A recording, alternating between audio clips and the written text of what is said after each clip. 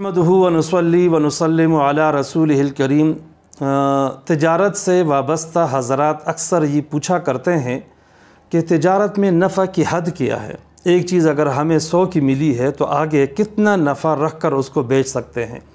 तो इसका जवाब ये है कि शरीयत ने नफ़ा की कोई इस तरह की तहदीद नहीं की है कि आप डबल पे बेचें या कम पे बेचें या ज़्यादा पे बेचें, बल्कि शरीयत ने बाय और मुश्तरी, बेचने वाले और ख़रीदार दोनों को इख्तियार दिया है। वो आपस की रज़ामंदी से जितना भी नफ़ा तय कर लें तो दुरुस्त है, बशर्ते कि बेचने वाला झूठ न बोले, धोखा न दे, उसमें बददियानती न हो, तो बाकी जितना भी नफ़ा रख लिया जाए शरअन जायज़ है। लिहाजा ये तो उसूली पहलू हुआ।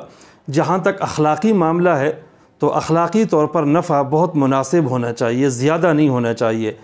मुनासिब होने की एक हद ये है कि यही नफ़ा अगर हमसे लिया जाए तो क्या हम इसको गवारा करेंगे।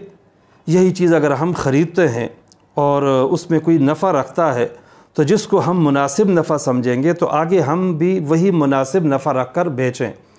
और एक मेयार ये भी है कि अगर गाहक को मालूम हो जाए कि ये मुझसे इतना नफ़ा ले रहा है तो वो उसको बहुत ज़्यादा महसूस न करे।